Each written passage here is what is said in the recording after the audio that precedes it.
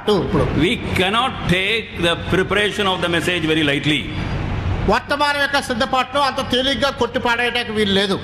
When we want to place food on the table, బల్ల మీద భోజన పదార్థాలు పెట్టినప్పుడు hours together that food is prepared so carefully, so devotedly, so that the food may be tasty, food may be healthy. ఈ యొక్క ఆహారము రుచికరంగాను ఆరోగ్యకరంగాను ఉన్నట్లుగా దాని వెనకాల ఎన్నో గంటల ప్రయాసము అన్నీ కూడా తూచా తప్పకుండా పాటిస్తూ సిద్ధపరిచి తీసుకొని రాబడ్డాయి. The athletes in the sports field, their events may be only for a few minutes, but they practice for that few minutes event many months. అయితే ఈ పరుగు పందాలు తర్వాత ఇలాగ ఇతర అథ్లెట్స్ లో చేసేవారు వారు ఆ యొక్క ప్రపంచ నిర్వహణలో వారు గడిపే సమయం కొన్ని నిమిషాలే కావచ్చు, కానీ ఆ కొన్ని నిమిషాలు సంవత్సరానికి లేకపోతే 4 సంవత్సరాలకి ఒక్కసారి కొన్ని నిమిషాలు గడిపే సమయం వెనకాల ఎన్నో ఆ యొక్క అవిశ్రాంతంగా శ్రమించి పని చేసినట్టు గంటలు ఉన్నాయి, లేకపోతే ఎన్నో రోజులు చేశారు వాళ్ళు. And that is why preparation is necessary before sharing the message. కనుక వర్తమానాన్ని పంచుకునే ముందు సిద్ధపాటు అంతే అవసరమండి. Don't think all these things I am taking from some other place and showing and sharing with you. ఎక్కడెక్కడి నుంచో సంపాదించి మీతో పంచుకుంటాను అనుకోవద్దు సుమా. And don't think I am just passing on it in the name of Brother Baksin. సౌడ్ బక్సింగ్ గారి పేరులో మీకు అందిస్తున్నాను అని కూడా అనుకోవద్దు. All this I have heard him speaking also. సౌడ్ బక్సింగ్ గారు మాట్లాడటం నేను విన్నవే అని. And that is why we have to seriously prepare our messages. అందుకొరకనే తీవ్రంగా మన యొక్క వర్తమానం కొరకు సిద్ధపడాలి కూడా. Some people say, కొంతమంది అంటారు, I don't prepare any message. నేను ఏ వర్తమానం కొరకు సిద్ధపడనండి. In the name of the Lord I will stand. దేవుని యొక్క నామములో నిలబడతాను. Whatever verse comes, బైబిల్ తీస్తే ఏ వాక్యం వస్తుందో at that moment whatever the anointing gives me, ఆ క్షణంలో నాకు ఏ అభిషేకం వచ్చిందో that I will share. అదే నేను పంచుకుంటాను. Please be careful, beloved. జాగ్రత్తగా ఉండండి ప్రియులారా. And we have to be like Lord Jesus Christ. ప్రభువైన యేసుక్రీస్తు వలె ఉండాలి మనం. And he took his teaching so seriously. ఆయన తన యొక్క బోధించే దాన్ని ఎంతో తీవ్రంగా తీసుకున్నాడు ఆయన. Turning to Mark's Gospel, mark సువార్త chapter 12, 12వ అధ్యాయం and verse 37. 37వ వచనం చూడండి. Mark 12:37, last part. మార్కు 12వ అధ్యాయము 37వ వచనం అండి. The common people heard him gladly. ఇక చివరి భావన, సామాన్య జనులు ఆయన మాటలు సంతోషంగా వినుచుండిరి. So he could cater to all kinds of people. అన్ని రకాలైన ప్రజలకు కావాల్సిన అక్కర తీర్చాడు ఆయన. Not only to the educated. ఏ విద్యావంతులకు మాత్రమే బోధించలేదు ఆయన. Not only people who were in the high rungs of society. అయితే సంఘములో ఉన్నత పదవుల్లో ఉన్నటువంటి వారు తేలియాడుతున్న వారికే బోధించలేదు ఆయన. Even common people. అతి సామాన్యులకు కూడా బోధించాడు ఆయన. So everybody could hear him gladly. ప్రతి ఒక్కరూ ఎంతో సంతోషంతో విన్నారు. And even people who were learned and who had high posts, they also listened to him.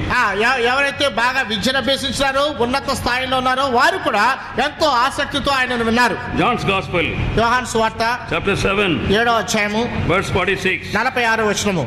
John 7:46. యోహాను 7:46. Now who are speaking? ఎవరు మాట్లాడుతున్నారు? Not the common people. సామాన్యులు కాదు. The officers answered, never man spake like this man.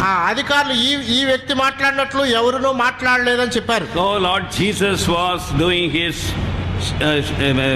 is sharing the message like this. కనుక ప్రభువైన యేసుక్రీస్తు వారి ఆయన వర్తమానాన్ని ఈ రీతిగా పంచుకుంటూ ఉన్నాడు.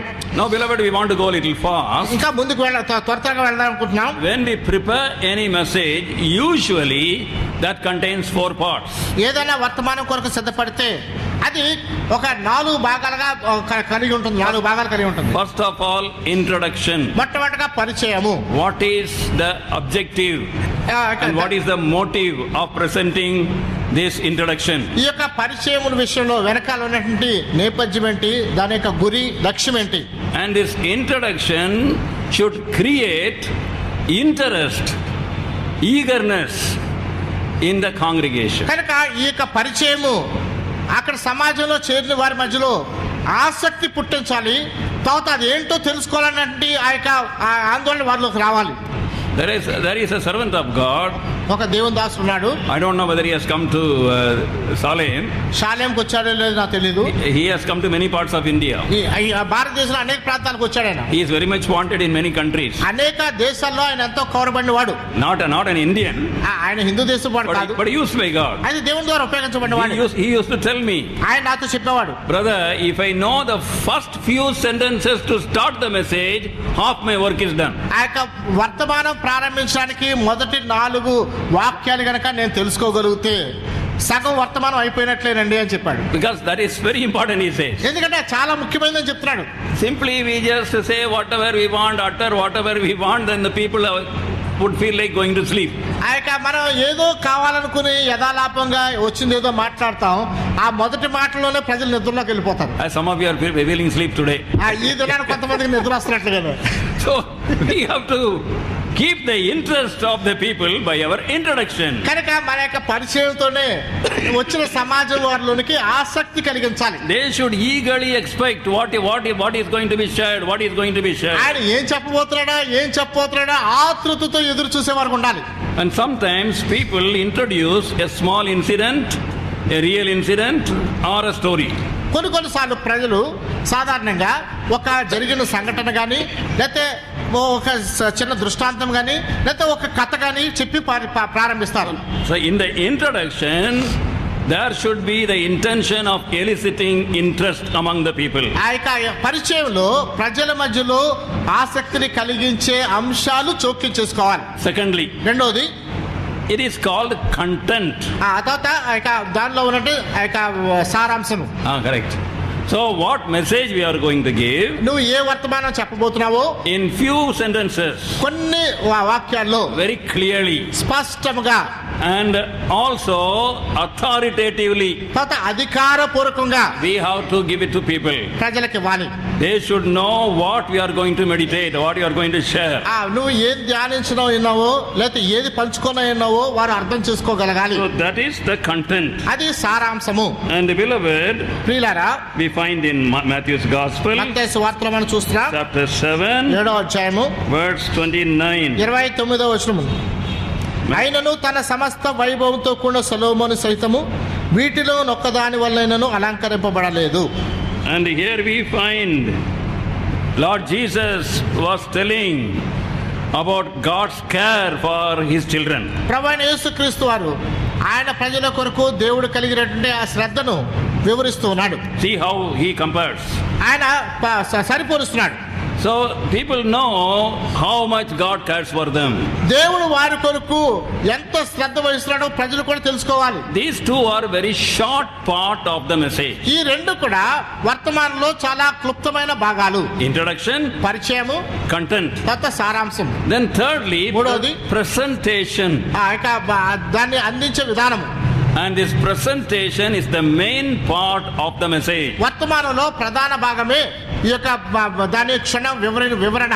What we have told in the content very briefly, ఆ యొక్క క్లుప్తముగా మనము సారాంశం ఏదైతే చెప్పామో expand on it and explain it one by one. కనుక దాన్ని ఒక్కొక్కటి వివరిస్తూ దాన్ని క్షుణ్ణంగా తెలియపరచాలి.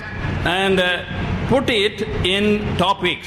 దాన్ని ఒక అంశాల వారీగా తీసుకొని రావాలి. There should not be more than 3 points, there should not be less than 3 points, more than 7 points. ఒక్కొక్క దానికి 3 కంటే తక్కువ కాకుండా 7 కంటే ఎక్కువ కాకుండా చూసుకోవాలి. For our message, ఒక వర్తమానానికి firstly we say, మొట్టమొదటి గంట, secondly, రెండోదిగా, thirdly, మూడోదిగా, fourthly, నాలుగోదిగా, fifthly, sixthly, seventhly, 10thly. అలాగే 7, 8, 9, 10 అంటాం. 12thly. 12వ. I was in a church నేను ఒక మందిరంలో ఉన్నాను. where a brother in the church used to give message. అక్కడ సహోదరుడు వర్తమానం ఇస్తున్నాడు. Very good brother, very elderly brother. చాలా మంచి సహోదరుడు, చాలా పెద్ద సహోదరుడు కూడా. He will give 10 subdivisions. 10 భాగాల కింద విడదీస్తాడు.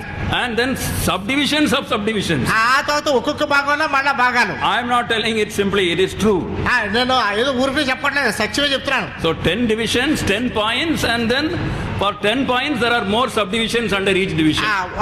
ఒక్కొక్క సారాంశంలో మొత్తం 10 భాగాలు ఉంటే 10 భాగాల్లో మళ్ళీ ఒక్కొక్క దాంట్లో మళ్ళీ అనేకమైన విభాగాలు. We are dealing with congregation. మన సమాజంతో మనము ఆ యొక్క దృష్టికి ఇస్తున్నాం. What is our aim in giving? మనం ఈ వర్తమానం ఇచ్చే దాంట్లో గురి ఏంటి? Not to show that we know so much, నాకు ఎంతో తెలుసు అని చెప్పుకుంటాం కాదు. my Bible knowledge, నాకు బైబిల్ జ్ఞానం ఇంత, my greatness, నా గొప్పతనము, my experience, నా అనుభవము, my maturity. నా యొక్క పరిపక్వత. That is not the aim in preaching. బోధించుట్లో ఉద్దేశం అది కానే కాకూడదు. They should hear from God. వారు దేవుని స్వరం వినాలి. When people go from here, ఇక్కడి నుంచి ప్రజలు వెళ్ళినప్పుడు they should not say what a great messenger, వాళ్ళు ఎంత గొప్ప ప్రసంగికుడండి అని చెప్పకూడదండి. what a great message, they should not say. ఎంత గొప్ప వర్తమానం అని కూడా చెప్పకూడదు. God spoke to me, దేవుడు నాతో మాట్లాడాడని చెప్పాలి. God touched me, దేవుడు నన్ను స్పృశించాడు, God met my need. దేవుడు నా అక్కర తీర్చాడు. With that in mind, we have to prepare the message. అది మనసులో ఉంచుకుని వర్తమానం కొరకు సిద్ధపడాలి. That is why usually 3 to 7 points limited our content should be. కనుక సాధారణంగా 3 నుంచి 7 వరకే మన యొక్క వర్తమానాన్ని సంగ్రహించాలి. It should have clear 3 different ideas or truth, or 7 different ideas or truth. కనుక 3 ఖచ్చితమైనటువంటి స్పష్టంగా ఉన్నటువంటి భావాలు కానీ సత్యాలు కానీ, లేకపోతే 7 ఖచ్చితమైన అభిప్రాయాలు కలిగినటువంటి భావాలు కానీ సత్యాలు కానీ కలిగి ఉండాలి. And when we put point wise, ఒక్కొక్కటి చేర్చి చూస్తే we gather, as we told before, related Bible verses from other portions of scripture. మిగిలిన బైబిల్ వాక్యాల్లో నుంచి దానికి సంబంధిత వాక్య భాగాలు కూడా తెలుసుకోవాలని చెప్పాను కదా. Our memory is not so great, మనకున్న జ్ఞానం అంత గొప్పది కాదండి. so we have to use the marginal reference. కనుక మధ్యలోనే మార్జినల్ రిఫరెన్స్ కూడా ఉపయోగించుకోవాలి. I know great servants of God, they were using that.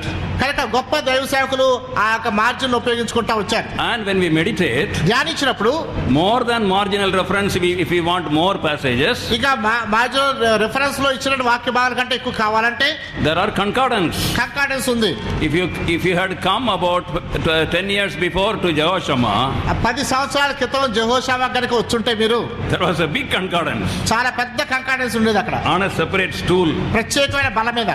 When Brother Buxing was there, it was there. సౌలు బక్సింగ్ గారు ఉన్నప్పుడు అక్కడ ఉంది అది. Young's analytical concordance. కనుక యంగ్స్ అనలిటికల్ కంకార్డెన్స్ దాని పేరు. And why he allowed all that? ఎందుకు అవన్నీ తీసుకున్నారు? Don't think I'm trying to confuse you. మిమ్మల్ని కలవర పెరుస్తా అనుకోవద్దు మీరు. More passages or reference you want, there are concordance. కనుక అధికమైన వాక్య భాగాలు కావాలంటే కంకార్డెన్స్ కూడా ఉంది. And there are good concordances. మంచి కంకార్డెన్స్ ఉన్నాయి. And for your information, మీకు తెలియడానికి, strong concordance people say is for strong people. Strong concordance చాలా బలంగా ఉన్న వారికేనే చెప్తారు ప్రజలు. Young concordance for young people. Young concordance అనేది యవనస్తులకండి అని. Don't get angry. Prudence concordance for crude people. క్రూడెన్స్ కంకార్డెన్స్ అని క్రూడ్ లేని వారికి అదే అని చెప్తారు. But I also use prudence concordance. నేను కూడా క్రూడెన్స్ కంకార్డెన్స్ ఉపయోగించిన వాడిని. So have Bible verses. Bible వాక్యాలు కలిగి ఉండాలి. So when we compare scripture with scripture, కనుక ఒక లేఖనాన్ని ఇంకొక లేఖనంతో సరిపోల్చినప్పుడు what a light comes to our heart. ఎంత గొప్ప వెలుగు మన హృదయంలోకి వస్తుంది. Every verse is given from one shepherd. ఈ యొక్క అన్ని వాక్యాలు కూడా ఒక కాపరి నుంచి వచ్చినవే. Everything is related. ప్రతిదీ కూడా ఒకదానికి ఒకటి సంబంధం కలిగినవే. So when we just gather the verses and we meditate, కనుక ఈ వాక్య భాగాలను చేకూర్చి మనము దాన్ని ధ్యానించినప్పుడు what we are going to share becomes so clear, so wonderful, and it is so appealing. కనుక మనం ఏదైతే పంచుకొని ఉన్నామో ఎంతో అద్భుతమైనగా ఉంటుంది, ఎంతో ఆకర్షణీయంగా ఉంటుంది, అది ఎంతో వారికి అతికినట్టుగా సరిపోయేదిగా ఉంటుంది. And the Holy Spirit is our teacher. పరిశుద్ధాత్ముడు మన బోధకుడు. Bible is our textbook. Bible మన టెక్స్ట్ బుక్, పాఠ్య బుక్ పుస్తకం. So we should have related verses. కనుక దానికి సంబంధిత వాక్య భాగాలు కూడా కలిగి ఉండాలి. Sometimes we may get related verses from memory also. కొన్నిసార్లు మన మొదల్లో కూడా ఇవన్నీ ఉండొచ్చు వాక్య భాగాలు. And then we have some supportive parables or incidents or stories, whether biblical one or real incident. దాని కొరకు దాన్ని జోడించడానికి దానికి తగ్గట్టుగా దృష్టాంతాలే కానీ జరిగిన సంఘటనలు కానీ బైబిల్ నుంచి కానీ లేకపోతే నిజ జీవితంలో జరిగినవి కానీ చూపించవచ్చు. Fourthly, lastly, నాలుగవదిగా చివరిదిగా conclusion. ముగింపు. In many of the messages which people make, it is a sad thing we fail to make a conclusion. చాలా వరకు వర్తమానాల్లో చాలా విచారకరమైన విషయం ఏంటంటే మనం అంతా చెప్పి చివరిలో ముగింపు దగ్గర సరిగా తప్పిపోతుంటాం. My children are my critics. నా యొక్క బిడ్డలే నన్ను విమర్శించేవారు. And I have 3 daughters in the beginning. నాకు ముందు 3 కుమార్తెలు ఉన్నారు. When they gave me some message in Jehoshama, జెహోషామలో ఒక వర్తమానం నాకు ఇచ్చినప్పుడు, long back, చాలా కాలం క్రితంలండి. So at that time these children also were small children. అప్పుడు నా పిల్లలు కూడా చాలా చిన్న పిల్లలే. So after the message we would be going back home. ఆ యొక్క వర్తమానం అయిపోయిన తర్వాత ఇంటికి వెళ్తున్నాం. One daughter will ask me, ఒక కుమార్తె నన్ను అడిగింది, why are you going so slow in the beginning then in the end finishing quickly? నువ్వు ఆరంభంలో ఎంత నిదానంగా వెళ్ళి చివరికి వచ్చేసరికి టైం అయిపోయింది, త్వరగా ముగించేస్తాను, ఎందుకు అలాగా? After coming home my third daughter will act my part. ఇక ఇంటికి వచ్చిన తర్వాత 3వ కుమార్తె నన్ను అడిగేది. And now let us turn to 1 Peter chapter 2 verse 3. ఇప్పుడు 1 తిమోతి 2వ అధ్యాయము 3వ వచనము అందరము చదువుకుందాము. And first thing we find in there, దీనిలో మొట్టమొదటిగా మనం చూసేది ఏంటంటే, she'll say 1 or 2 sentences. అలా 2-3 వాక్యాలు చెప్పి నన్ను అనుకరించేది అనమాట. And then she will say, అప్పుడు ఆమె అంటది, and now we will have to turn to other passages. ఇప్పుడు ఇంకో వేరే భాగాలు చేద్దాం. Fast. త్వరగా Towards the end, ముగింపులోకి వస్తే nothing we can understand also. ఏమి గ్రహించలేం కూడా. Then she will take the Bible and go away. ఆ బైబిల్ తీసుకుని ఇంక వెళ్ళిపోతుందాన్ని. Father, you are doing like this only. నాన్నగారు నువ్వు ఖచ్చితంగా ఇలా చేస్తావు అని చెప్పిందాన్ని. I don't know whether that is happening to you. ఒకవేళ మీరు కూడా అలాగే అనుకున్నారేమో నాకు తెలియదు. That is why good to have our family members as critics. మన కుటుంబ సభ్యులు మనతో పెట్టుకుంటూ చాలా మంచిది. Conclusion is, as people say, the most important part of the message. కనుక ప్రజలు చెప్పేది ఏంటంటే ఒక వర్తమానంలో ముగింపు అనేది అతి కీలకమైన భాగము. Ecclesiastes ప్రసంగి గ్రంథము chapter 7 7వ అధ్యాయము verse 8. 8వ వచనం. Ecclesiastes ప్రసంగి గ్రంథము chapter 7 7వ అధ్యాయము 8వ వచనం. కార్యారంభము కంటే కార్యాంతము మేలు. So that is very important. ఇది చాలా ముఖ్యమైనది. And we have to conclude taking into account both the saved and unsaved people. కనుక రక్షించబడిన వారిని రక్షణ లేని వారిని కూడా దృష్టిలోకి తీసుకుని ముగింపు పలకాలి. Carnal people, spiritual people. ఆ శరీరానుసారులు ఆత్మీయానుసారులు All should get some touch of the Lord. అందరూ కూడా ప్రభు యొక్క స్పర్శత కలిగి ఉండాలి. Unsaved people, saved people, carnal believers and spiritual believers, all should have something. With that in mind we prepare the conclusion. కనుక ఆ రక్షణ లేని వారికి, రక్షణ కలిగిన వారికి, శరీరానుసారమైన వారికి, ఆత్మానుసారమైన వారికి, అన్ని రకాల తరగతులు చెందిన వారికి కూడా ఏదో ఒకటి తాకేట్టుగా మన ముగింపు ఉండాలి. What is the aim of conclusion? ముగింపు యొక్క గురి ఏంటండి? To bring people to make decision. ఒక తీర్మానం తీసుకునడానికి ప్రజలు తీసుకుని రావటం. So we cannot simply finish like that. ఎలా వర్తమానం అయిందని ముగించేయడం కాదు. People should consecrate or people should take decision. ప్రజలు ప్రతిష్ఠించుకోవాలి, లేదా ఏదైనా తీర్మానం చేసుకునే దానికి ముందుకు రావాలి. Whatever we have challenged the people, ప్రజలకు ఏ సవాలైతే వేసాము, there should be the remedy for every failure, the cross and the blood of Lord Jesus Christ. కనుక ప్రతి పత్రానికి ప్రభువైన యేసుక్రీస్తు వారి యొక్క రక్తము సిలువ పరిష్కార మార్గంగా చూపించాలి వారికి. Before some maybe 30 years back, బహుశా ఒక 30 సంవత్సరాల క్రితం అనుకుంటా, one day I finished a message in Jehoshama and I was coming down. జెహోషామాలో వర్తమానం ముగించుకొని కింద దిగి వస్తున్నాను. And after the meeting was over, the senior sister of a God servant met me. ఒక దేవుని సేవకురాలు, చాలా సీనియర్ సహోదరి, ఆమె నన్ను కలుసుకుంది. What did you speak, Theodore? ఈ దినాన మీరు ఏం మాట్లాడారండి? No. How was the message? వర్తమానం ఎలా ఉంది అని అడిగాను. What message? ఏ వర్తమానం అయ్యా? What were you telling? నువ్వేం చెప్తున్నావు అసలు? I thought she was going to praise me. నేను అనుకున్నాను ఆమె నన్ను పొగుడుతుందేమో అని. 1 or 2 sentences she is going on hitting on me. ఒక్కొక్క వాక్యం ఒక్కొక్క నన్ను గుచ్చుతూనే ఉంది ఆమె. Then I humbled myself. అప్పుడు నేను తగ్గించుకున్నాను. Why? What is wrong with the message? వర్తమానంలో ఎక్కడ తప్పిపోయాను. Where is the cross? సిలువ ఎక్కడ ఉందని అడిగింది. Where is the blood? ఎక్కడ రక్తం ఉందని అడిగింది. You tell people about their failure. ఆ ప్రజల యొక్క పత్రాల గురించి అని చెప్పు, బాగానే ఉంది. What is the remedy for failure? పత్రానికి పరిష్కార మార్గం చెప్పలేదు నువ్వు. And what is the use of closing your preaching without telling the remedy and leading them to consecration? ఆ యొక్క పరిష్కార మార్గం వారికి చూపించకుండా వారిని అంతర్మదనం చేసుకోవడానికి, ప్రతిష్ఠించుకోవడానికి చూపించకుండా నీ వర్తమానం ముగిస్తే లాభం ఏంటి అని అడిగింది. I thank God for that sister. ఆ సహోదరుని బట్టి దేవునికి వందనాలు చెల్లిస్తున్నాను. Beloved, we should have the aim of conclusion conclusion is to lead the people to decision and dedication. కనుక మన యొక్క ముగింపు యొక్క గురి ఏంటంటే ప్రజలను ఒక తీర్మానం చేసుకోవడానికి, దేవుని కొరకు ప్రతిష్ఠించుకోవడానికి, లేకపోతే రక్షణలోనికి నడిపించడానికి దాని మార్గంగా ఉంచుకుని మనం ముగింపు చూపాలి. When we prepare the message, మనం వర్తమానం సిద్ధపడినప్పుడు we should not forget that the foundation is Lord Jesus Christ. దాని పునాది ప్రభువైన యేసుక్రీస్తు అని మాత్రం పొరపాటును కూడా మర్చిపోకూడదు. On the foundation we build the message. కనుక ఆ పునాది మీదే మన వర్తమానాన్ని కడుతూ ఉన్నాం. And raising the glory, the majesty, the greatness of the Lord higher and higher. ప్రభువైన యేసుక్రీస్తు వారి యొక్క మహిమ, ఆయన తేజస్సు, ఆయన సార్వభౌమత్వాన్ని ఉన్నత స్థితికి తీసుకుని వెళ్తున్నాం. Not I know, not look at me and all that.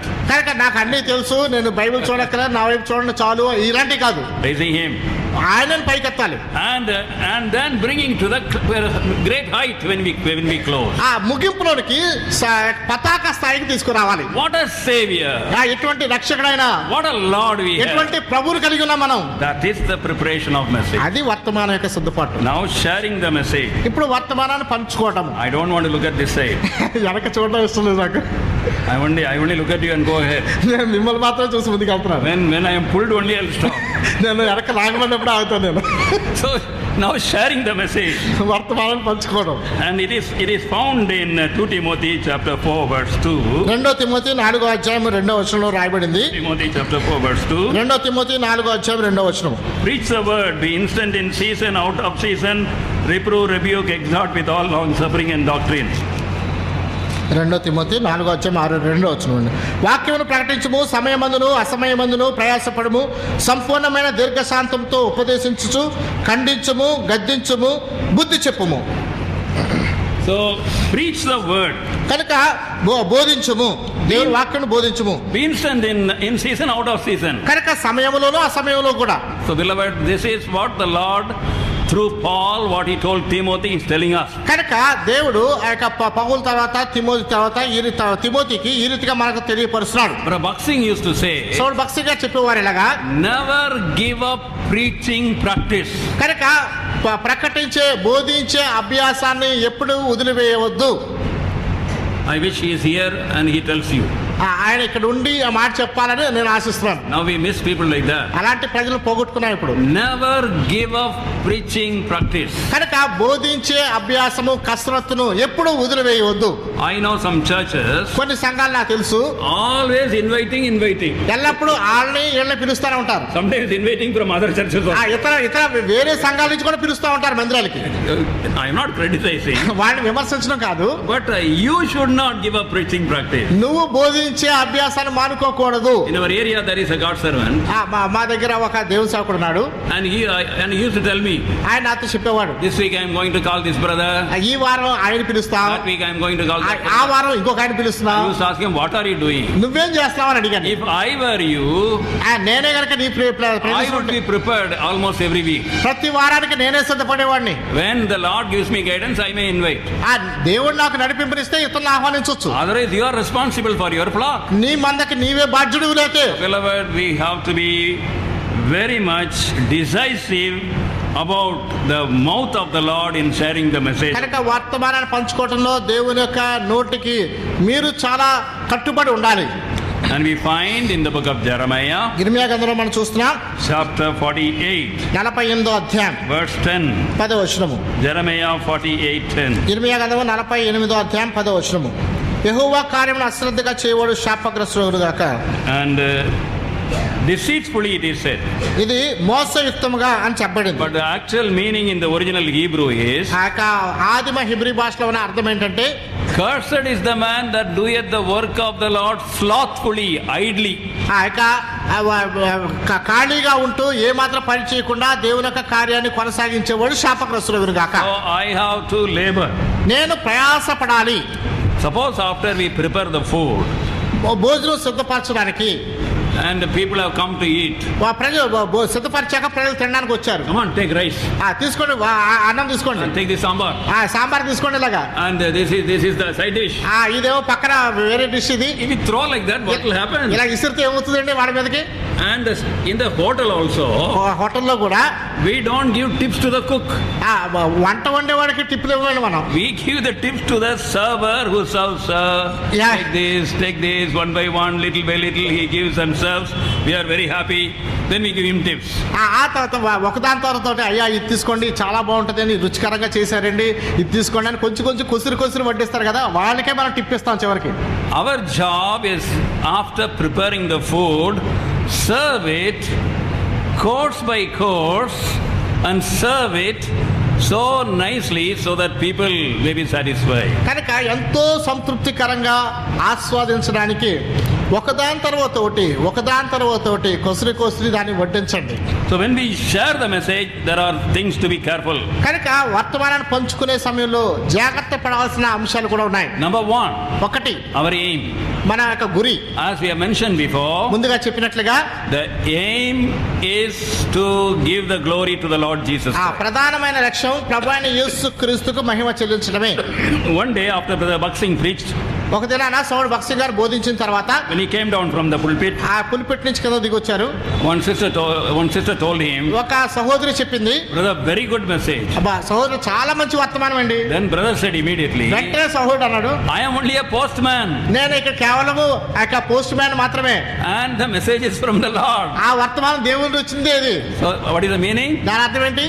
I am only getting the message and giving, you give the glory to the Lord. కనుక నేను దేవుని దగ్గర వర్తమానం తెచ్చి మీకు ఇచ్చేవాడినే కనుక మహిమ దేవునికే చెల్లించండి. Secondly, రెండోది Mark's Gospel, మార్కు సువార్త chapter 1, మొదటి అధ్యాయము verse 22. 22వ వచనము. Mark's Gospel, మార్కు సువార్త first chapter మొదటి 3. అధ్యాయము 22వ వచనం. ఆయన శాస్త్రుల వలె కాక అధికారం గలవానిగా వారికి బోధించును గనుక వారు ఆయన బోధకు ఆశ్చర్యపడి. So secondly, our authority in preaching must be there. ఆ బోధించే దానిలో లేకపోతే పరిచర్య చేసే సమయంలో అధికారంతో బోధ చేయాలి. If you look at the book of Ecclesiastes chapter 8 verse 4, ప్రసంగ గ్రంథం 8వ అధ్యాయం 4వ వచనం కనుక చూసినప్పుడు, where the word of the king is, there is power. ఎక్కడైతే రాజాజ్ఞ ఉందో అక్కడ అధికారం ఉందని చూస్తాం మనం. We are king's messengers, కనుక రాజు యొక్క వర్తమానికులు మనం, backed by the authority of the king. ఆ రాజు యొక్క అధికారముతో మనము చుట్టబడిన వారు. I think like this, నేను ఇలాగ అనుకుంటున్నాను, and the popular opinion is like this. చాలా మంది భావించే విధానం ఇలాగుంది, It may be like this or it may be like ఒకవేళ ఇది కావచ్చు లేకపోతే ఇలా కావచ్చు. that. Is not our preaching. అది వర్తమానం కాదండి అసలు. And one day a preacher went to a cinema actor. ఒక దినాన ఒక బోధించే బోధకుడు సినిమా యాక్టర్ గా వెళ్ళాడు. He said, on Sunday, when I preach the truth, only about 20 people are sitting in my big church. ఆదివారము నేను సత్యాన్ని బోధిస్తున్నప్పుడు నా దగ్గర కేవలం 20 మంది మాత్రమే కూర్చున్నారు. But the same Sunday when you are acting and your film is screen, you are acting all falsehood. అదే But people are in thousands. అదే ఆదివారము నువ్వు నటుడిగా నటుడిగా నువ్వు నటన చేస్తున్నప్పుడు నువ్వు చేస్తున్నంత నటన అని తెలుసు, తప్పు అని తెలుసు. అయితే వేల సంఖ్యలో ప్రజలు దాన్ని చూడటానికి వస్తున్నారు. All falsehood they act. అక్కడంతా తప్పుడు విషయాలనే వారు నటిస్తారు. Crowds are coming. మందరగా వస్తున్నారు. Now please listen. జాగ్రత్తగా వినండి. Then the actor looked at the preacher and said, ఇప్పుడు ఈ యొక్క నటుడు బోధకుని చూసి అన్నాడు, Sir, అయ్యా I acted the falsehood as though it is the truth. ఇక అబద్ధాన్ని సత్యం వల్లనే నటించి చేశాను నేను అని చెప్పాడు. But you preach the truth as though it is a falsehood. నువ్వైతే సత్యాన్ని అబద్ధమేమో అన్నట్లుగా బోధించావు. When we are not sure of what we preach, people don't want to come. కనుక మనం ఏం చెప్పబోతున్నామో దానికి నిశ్చయం చేసుకోకపోతే ప్రజలు వచ్చి ఎలా కూర్చుని వింటారు? We should be sure and we should have the confidence and we should have the authority. కనుక మనం ఖచ్చితంగా చెప్పాలి, నిశ్చయతతో చెప్పాలి, అధికారంతో చెప్పాలి. And then next one, దాని తర్వాత thirdly, మూడవది, and we have to have burden, not only generally, but when we preach, we have to have burden. కనుక బోధించేటప్పుడు సాధారణంగా మాత్రమే కాదు, బోధించేటప్పుడు మరి ఎక్కువగా భారాన్ని కలిగి ఉండాలి. Psalm 42 verse 7. 42వ కీర్తన 7వ వచనము. Psalm 42 verse 7. 42వ కీర్తన 7వ వచనము. Deep calleth unto deep. Deep calleth unto deep. నీ తరంగంలోనే నా మీద బాగా పోలేదు, ధ్వని విని కరడును పిలుస్తున్నది.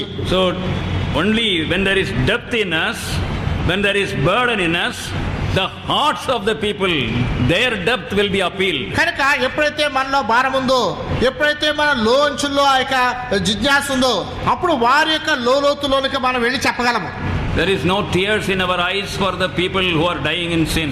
పాపంలో చనిపోతున్నట్టు వారి కొరకు మన కన్నులోంచి బాష్ప బిందువులు రానట్లేదు. There is no sorrow in our heart, the sorrow of the Lord Jesus Christ, when people love sin and commit sin rather than loving the Lord and enjoying His word. ప్రభువును ప్రేమించి ప్రభు వాక్యాన్ని ఆనందించేదానికంటే పాపాన్ని ప్రేమించి పాపంలో కొనసాగుతున్న ప్రజలను చూసినప్పుడు ప్రభు పడ్డ వేదన మనలో ఉండట్లేదు. So that burden we should have.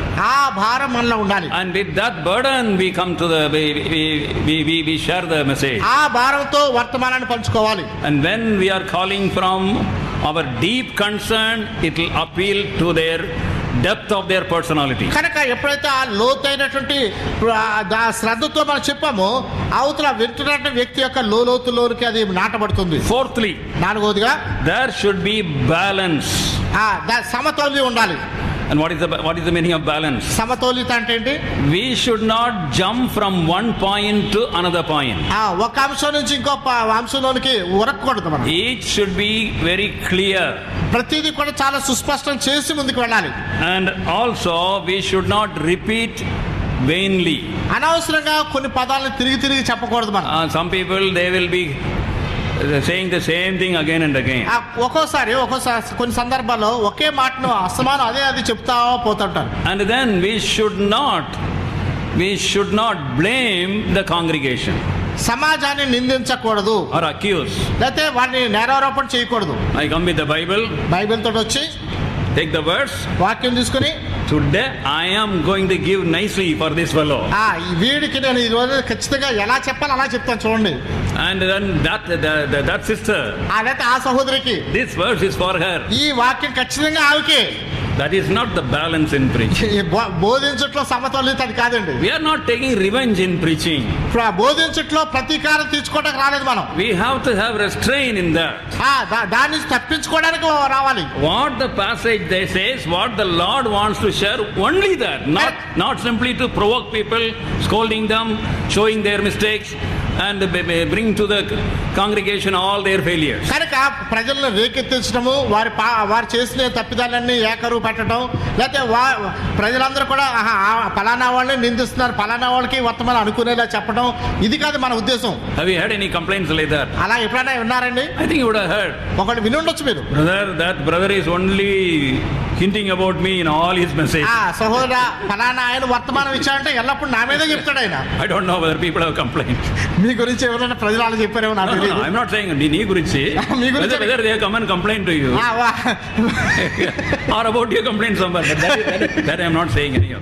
So we have to be careful. కనుక మనం జాగ్రత్తగా ఉండాలి. Then in the preaching, తాత బోధించట్లో we should not hint or give indirect information about our need.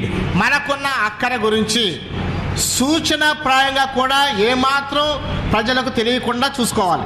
And about our problems. మనకున్న సమస్యల గురించి కూడా చెప్పకూడదు. We should not accuse others. ఇతరులను నిందించకూడదు. We should not reveal ourselves in the message. వర్తమానంలో మనకున్న అక్కర, మనకున్న సహాయాన్ని, మనకి ఏదైతే అవసరమో దాన్ని బయలుపరచకూడదు. Everything we are seeing now is very important, beloved. ఇక్కడి నుంచి చూసే ప్రతి చిన్నది కూడా చాలా ప్రాముఖ్యమైనది ప్రియులారా. Fifthly, ఐదోది our voice. మన యొక్క స్వరము. Our voice should not be too loud or too low. మన యొక్క స్వరము అంత హెచ్చు స్థాయిలో ఉండకూడదు, కాదు తక్కువ స్థాయిలో కూడా ఉండకూడదు. Near the place where I am, నేను ఎక్కడైతే ఉన్నాను అక్కడ దగ్గరలో ఒకటి, there are 8 sister assemblies. 8 సహాయ సంఘాలు ఉన్నాయి. Where I have labored before. అక్కడ ముందు నేను పరిచయం చేశాను. Before I came to God service. దేవుని సేవకు రాకముందు. Now I used to go and sit down there. నేను ఇప్పుడు వెళ్ళి అక్కడ కూర్చుంటాను అంతే. One brother, if he knows, I have to close his ear only. ఒక సహోదరుడు గనుక నోరు తెరిస్తే చెవులు మూసుకుని కూర్చోవాలి. ఇక shouting like anything. గట్టిగా అరుస్తాడు ఆయన. Even the mic is there, he is not bothered. Bike ఉన్నా కానీ పట్టించుకోడు. And some other people, ఇంకా కొంతమంది they are amusing themselves. తమ్మును తాము మెప్పించుకుంటా. ఆహా ఎలా చెప్తున్నా. They love their voice. తమ స్వరం వారికే ఇష్టం. They don't want others to hear their voice. ఇతరుల స్వరం వినడానికి ఇష్టపడరు. Only low voice. చాలా తక్కువ స్థాయితో మాట్లాడతారు. Both are wrong. రెండు తప్పేనండి. If we shout too much, we can correct ourselves. గట్టిగా అరిచే వాళ్ళు కొంచెం సరి చేసుకోవచ్చు. If we are speaking in low voice, raise it a little higher. బాగా తక్కువ స్థాయిలో మాట్లాడితే కొంచెం స్థాయి పెంచండి. Voice control in the message is very, very important because we are conveying God's thought to people. It should clearly reach everybody. కనుక దేవుని యొక్క తలంపు ప్రజలకు తెలియచేస్తున్నాం కనుక స్వర నియంత్రణ చాలా అవసరము. ప్రతి ఒక్కరికి ఎంతో తేటగా సుస్పష్టంగా దేవుని యొక్క వాక్యం అందించాలి. Secondly, we have to speak in our natural voice. రెండోదిగా మన స్వాభావిక ఆ యొక్క స్థాయిలోనే మనం మాట్లాడాలి. There is a brother. మా సహోదరుడు ఉన్నాడు. Natural voice is different. మామూలుగా మాట్లాడే మాట ఒకటి. But his preaching voice is different. ఆయన బోధించే స్వరం ఇంకోటి. Now brothers and sisters, all crying voice. అంతా కూడా ఏడుస్తానే అయ్యా సహోదరులారా. And just to attract people. ప్రజలను ఆకర్షించాలని. Perhaps somebody would have seen preaching like that. ఎవరో అలా బోధించడం చూస్తుండొచ్చేమో ఈయన. He wants to copy that. దాన్ని అనుకరించడానికి చూస్తున్నాడు. We cannot do that, beloved. అలాంటి పనులు చేయలేం పిల్లలారా. And also when we preach, మనం బోధించేటప్పుడు we have to open our mouth. నోటిని తెరిచి మాట్లాడాలి. Lord Jesus Christ did it. ప్రభువైన యేసుక్రీస్తు లా చేశారు. Matthew's Gospel, మత్తయి సువార్త chapter 5, 5వ అధ్యాయం verse 2. రెండవ వచనం. Matthew 5:2, please. మత్తయి సువార్త 5వ అధ్యాయం 2వ వచనం చూడండి. అప్పుడు ఆయన నోరు తెరిచి ఇలాగ బోధింపసాగెను. So here we find he opened his mouth. ఆయన తన నోరు తెరిచి మాట్లాడాడు. And never just for the sake of style, close your lips and talk. ఏదో చక్కగా ఉంటుందని చూడడానికి బాగుంటుందని చెప్పి పెదాలు మూసుకుని మాట్లాడొద్దు. There is a brother who came to God service, but before that he was a big officer in the Gulf. ఆ యొక్క సహోదరుడు ఉన్నాడు, దేవుని సేవ కొరకు వచ్చాడు. దానికంటే ముందు గల్ఫ్ లో చాలా పెద్ద ఆ యొక్క అధికారి. And he never used to open his mouth and talk. ఎక్కువగా నోరు తెరిచి మాట్లాడాయన. Hello, how are you? మా సోదరుడు ఎలా ఉన్నారు? Hope everything is all right. అందరూ బాగున్నారా? And the lips should not move little bigger. ఆ పెదవులు ఒక స్థాయి నుంచి పెరగకూడదు. Same thing message also. వర్తమానం కూడా అంతే. People are complaining like anything. ప్రజలు దాని గురించి ఎంతగానో విమర్శిస్తున్నారు. Open your mouth and నోరు speak. తెరిచి మాట్లాడండి. And also, beloved, తర్వాత ప్రియులారా, we have to raise or lower our voice according to the matter we preach. మనం బోధించే అంశాన్ని బట్టి మన యొక్క స్థాయిని, స్వర స్థాయిని ఒక్కోసారి కొంచెం పెంచాల్సి వస్తుంది, కొంచెం తగ్గించాల్సి వస్తుంది. If you go in the same way like a stream, ఒక ప్రవాహం వలె ఒకే రకంగా వెళ్ళిపోతే it will be like lullaby putting people to sleep. ప్రజలందరూ కూడా అల్లర్లాగా ఒక కలుగుబడి వాళ్ళ నిద్రలోకి వెళ్ళిపోతారు. And that is why there should be raising and lowering of voice. కనుక స్వరము హెచ్చు తగ్గులు కూడా ఉండాలి కొద్దిగా. And also while we share the message, వర్తమానాన్ని పంచుకునేటప్పుడు if you feel people are disturbed, ప్రజలు కలవరపడుతున్నట్టుగా కనుక మీకు అనిపిస్తే, no, don't look at me for all these things. దీని కొరకు ప్రజలు అస్మాన్ చూస్తా ఉన్నారు కాదు. Don't look at me. నన్ను చూడొద్దండి, whether I am doing it or not. నేను చేస్తున్నానా లేదా అని. But it is important. కానీ ముఖ్యమైనది ఏంటంటే, when there is some disturbance, ఎక్కడైనా కొంచెం కలవరంలా కనబడితే to attract the attention, వారి యొక్క ఆకర్షణ కేంద్రీకరించడానికి stop preaching. బోధించడం మానేయండి. And give it, and you don't continue the message. ఆ యొక్క వర్తమానం కొనసాగించొద్దు అసలు. No need of shouting. అరవక్కర్లేదు. Why you are doing like this? Why you are talking? Why you are standing and going? ఎందుకలా లేచి నిలబడ్డాం? Stop and see. బోధించడం మానేయండి అంతే. Everybody will look here. అందరూ వాళ్ళందరూ వారే చూస్తారు. All these are the words of great men of God and great people who are serving the Lord. ప్రభు సేవలో అంటే గొప్ప దైవజనుల యొక్క మాటలు కానీ నా మాటలు కావు. And that is why, beloved, we have to be very careful in our voice. కనుక మన యొక్క స్వర విషయంలో కూడా చాలా జాగ్రత్తగా ఉండాలండి. And also another servant of God said, avoid nasal talking. ఇంకో దేవుని దాసుడు అన్నాడు, ముక్కుతో మాట్లాడటం మానేయండి అని. And we have to be speaking through the mouth clearly. నోటితో స్పష్టంగా మాట్లాడాలి. And also to guard your voice, If you are a messenger of God, don't take cool drink, don't take cool water, don't take ice cream. కనుక నువ్వు దేవుని యొక్క వర్తమానం చెప్పడానికి దేవుని యొక్క వర్తమానికుడిగా ఉన్నట్లయితే నువ్వు చల్లని శీతల పానీయాలు కానీ ఐస్ క్రీములు కానీ మొత్తం పూర్తిగా మానివేయటం మంచిది. I take ice cream. నేను మాత్రం ఐస్ క్రీమ్ తీసుకుంటాను. But after the ice cream, immediately I will ask for hot water and wash it down. Ice cream తర్వాత వెంటనే వేడి నీళ్ళు తీసుకుని నేను దాన్ని కడుక్కుంటాను. So it is not affecting much. నాకు అంతగా అది హాని చేయదు. And anyhow, you follow something, but keep your voice. అయితే మీరు ఏదైనా చేయండి, మీ స్వరాన్ని సరిగ్గా ఉంచుకోవాలి. As a plow for the farmer, ఏ రీతిగా అయితే నాగలి ఆ యొక్క రైతు చేతిలో ఉంటుందో, as the chisel for the sculptor, కనుక శిల్పి చేతిలో ఆ యొక్క చిజులు ఎలాగైతే ఉందో, as the hammer for the stone quarrer, బండను బద్దలు కొట్టే వారికి సుత్తి అలాంటిదో, so is the voice for the messenger. ఆ వర్తమానికునికి స్వరం అలాంటిది. We have to keep it కాపాడుకోవాలి and we have to train it. దాన్ని ఆ యొక్క దాన్ని జాగ్రత్తగా చూసుకోవాలి. During the message, వర్తమాన సమయంలో we cannot be doing all the time. రకరకాల స్వరాలు చేయగలరు. We have to keep it carefully. జాగ్రత్తగా చూసుకోవాలి. And then about other things, మిగిలిన విషయాలు. sixthly, ఆరోది appearance. వేషధారణ. We should not look like a criminal who have escaped out of prison when we stand on the pulpit. మేము వచ్చి పులిపెట్టు మీద నిలబడినప్పుడు అప్పుడే జైలు నుంచి పారిపోయి వచ్చినట్టు దొంగ వలె మనం కనబడకూడదు. No combing of hair, తల దూకోకుండా, no shaving, గడ్డం తీసుకోకుండా. and people want to pity us, no? మా ప్రజలు చూసి అయ్యో పాపం అనుకోవాలి కదా. How much he is preparing the message. ఈ వర్తమానం కొరకు గంటల తరబడి అలా సిద్ధపడుతున్నాడు. No time for combing. కనీసం తల దూకునే సమయం లేదు దానికి. No time for shaving. కనీసం గడ్డం తీసుకునే సమయం లేదు దానికి.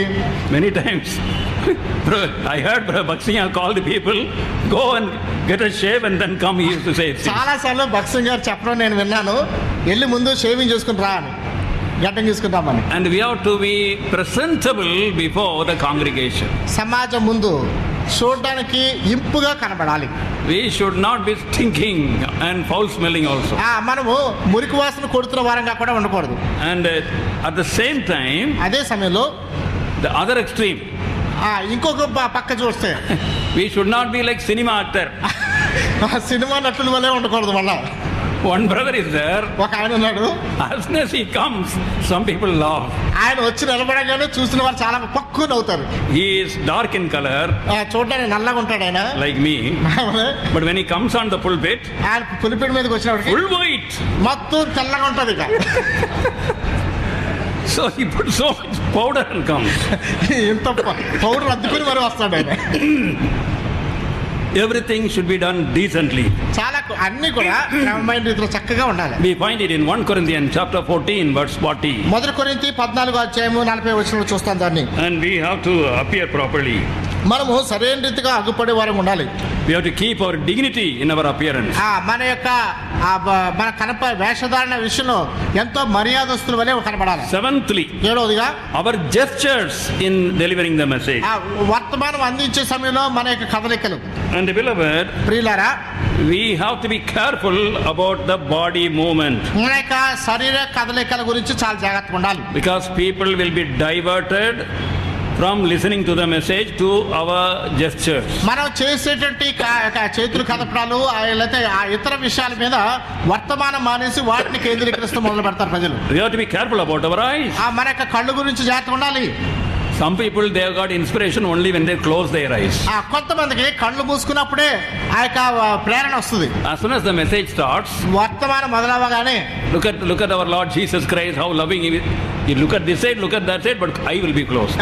ప్రభువైన యేసుక్రీస్తు వారిని చూడండి, ఆయన ఎంత ప్రేమ కలిగిన వారు, ఇలా చూస్తారు అలా చూస్తారు, కళ్ళు మూసుకునే ఉంటాయి.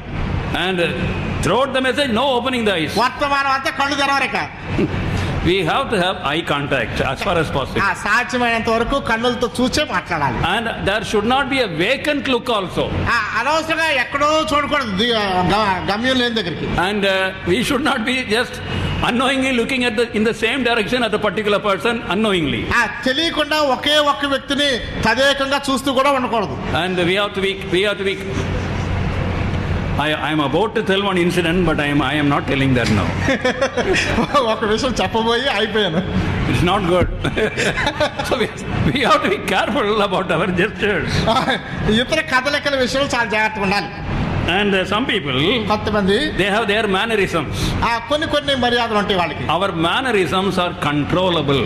కనుక మనకున్న మర్యాదలను నియంత్రించుకుని ఉండాలి. And if we know it, and if we know that it is wrong, we can control it. కనుక అది తప్పని మీకు తెలిస్తే దాన్ని నియంత్రించుకుంటే మీకు చేతన అవుతుంది. There is a servant of God, ఒక దేవుని దాసుడు ఉన్నారు in a big church, ఆ పెద్ద సంఘం అది. a very great friend of mine. నాకు చాలా మంచి స్నేహితుడైన.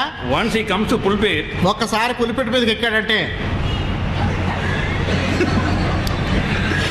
ఈ భుజం ఎగరేస్తా ఉంటారు. I feel like going on and pressing both the shoulders. వెళ్ళి రెండు భుజాల కింద దింపాలని చూస్తుంటాను నేను. Till today I have not corrected him. ఈ రోజు వరకు సరిచేయలేదు నేను ఆయన్ని. But we have to be careful about our jerking, our mannerisms and so on. మనం అటు ఇటు ఎగరేయటం అలాంటి మర్యాదలు జాగ్రత్త చూసుకోవాలి. And then next one, ఆ తర్వాత we have to be very careful about digging our ears and digging our nose. చెవులో వేలు తిప్పుకుంటాం, ముక్కులో ఏలు పెట్టుకుని తిప్పుకుంటాం, ఆ విషయాలు చాలా జాగ్రత్తగా ఉండాలి. Recently I had a VCD message. ఈ మధ్యలోనే ఒక VCD వర్తమానం చూశాను from a brother, మా సహోదరు దగ్గర నుంచి. very good message, చాలా చక్కగా ఉంది వర్తమానం. but in the VCD, ఆ VCDలో ముక్కులు తొలుస్తా ఉన్నాడు ఆయన. we may not know it, let us avoid all this. అదే తెలియకపోవచ్చు కానీ అలాంటి చేయడం మంచిది కాదు. All these gestures have to be we have to be very careful. కనుక ఇలాంటి శరీర కదలికలన్నీ విషయంలో చాలా జాగ్రత్తగా ఉండాలి. And even scratching and all that. ఆ గోక్కోవడం. And beloved, then eighthly, ఎనిమిదవదిగా alertness. మెలకుగా ఉండాలి. We have to be alert in our message. మన వర్తమాన సమయంలో మన చురుగ్గా చాలా మెలకుగా ఉండాలి. What we mean by alertness? ఆ యొక్క అలర్ట్నెస్ మెలకుగా అంటే already we have told you. ముందుగానే చెప్పాము. Don't accuse others. ఇతరులను నిందించొద్దు. Instead of saying you, నువ్వు ఎలా చేసావో చెప్పే say we. మనము అని చెప్తే బాగుంటుంది. That is better. అది కొంచెం బాగుంటుంది. Somebody corrected me and I am passing on to you. ఎవరో నన్ను సరి చేశారు, నేను దాన్ని మీకు అందిస్తున్నాను. Don't use bombastic style. ఎప్పుడు కూడా నిందించే పద్ధతి శైలి మానుకోండి. Bombastic means high sounding. పెద్ద స్వరం పెట్టుకుని మాట్లాడటం. Instead of people making understand, ప్రజలను అర్థం చేసుకునేలా చేయడానికి బదులుగా we should not get the appreciation for speaking in a very stylish way. చక్కగా మంచి వాగ్దానంతో మాట్లాడమని ప్రశంసించుకోవడం వరకు చూడకూడదు. Most of you know English. మీలో చాలా మందికి ఇంగ్లీష్ తెలుసు. Please tell me what I am telling now. నేను ఇప్పుడు ఏం చెప్తున్నానో అది చెప్పండి. When I was perambulating in the Koyangular fields of yesterday, I encountered a rustic with the rotated motion of my cudgel. I turned the perpendicularity into horizontality.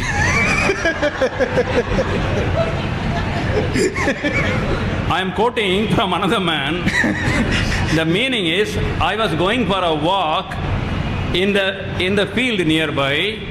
I saw a villager. I asked him the way to London. He said, I don't know. So with the stick in my hand, I bet the fellow, he who was standing, he fell down. This is what I have told you.